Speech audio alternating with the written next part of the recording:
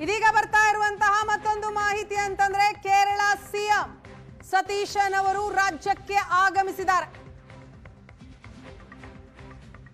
ಲೋಕಭವನದ ಕಾರ್ಯಕ್ರಮಕ್ಕೆ ಕೇರಳ ಮುಖ್ಯಮಂತ್ರಿ ಸತೀಶನ್ ಆಗಮಿಸಿದ್ದಾರೆ.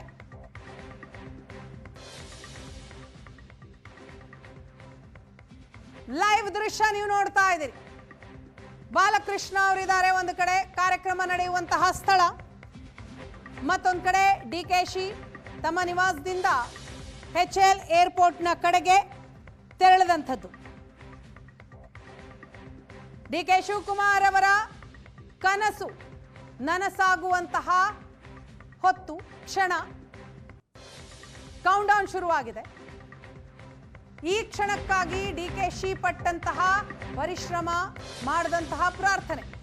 ಲೋಕಭವನಕ್ಕೆ ಬಂದಂತಹ ತೆಲಂಗಾಣ ಸಿಎಂ ರೇವಂತ್ ರೆಡ್ಡಿ, ಕೇರಳ ಸಿಎಂ ಸತೀಶನ್ 4:05ಕ್ಕೆ ನಡೆಯುವಂತಹ ಕಾರ್ಯಕ್ರಮ, ಪ್ರಮಾಣ ವಚನ ಸ್ವೀಕಾರ ಕಾರ್ಯಕ್ರಮಕ್ಕೆ ತೆಲಂಗಾಣ ಹಾಗೂ ಕೇರಳ ಮುಖ್ಯಮಂತ್ರಿಗಳು ಆಗಮಿಸಿದ್ದಾರೆ.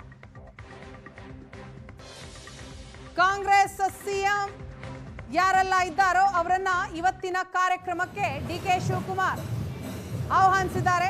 ಕೇರಳ ಸಿಎಂ ಸತೀಶನ್ ಅವರು ಬರ್ತಾ ಇರುವಂತಹ ಸಂದರ್ಭದ ದೃಶ್ಯವನ್ನ ಈಗ ನೀವು ನೋಡ್ತಾ ಇದ್ದೀರಿ.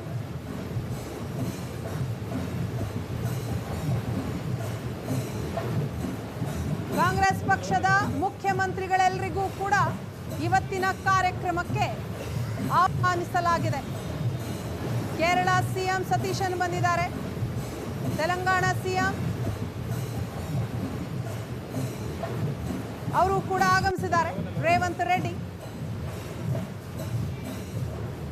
ಸಂಜೆ ನಡೆಯುವಂತಹ ಕಾರ್ಯಕ್ರಮ, ಆ ಕಾರ್ಯಕ್ರಮದಲ್ಲಿ ಭಾಗಿಯಾಗ್ತಾರೆ.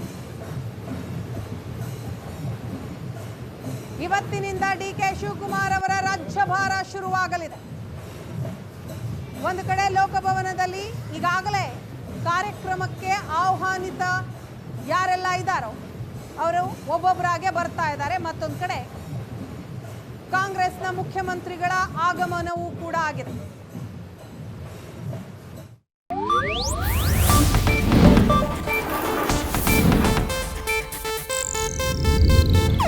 ಇದು ಏಷ್ಯಾನೆಟ್ ನ್ಯೂಸ್ ನೆಟ್ವರ್ಕ್ ಪ್ರಸ್ತುತಿ.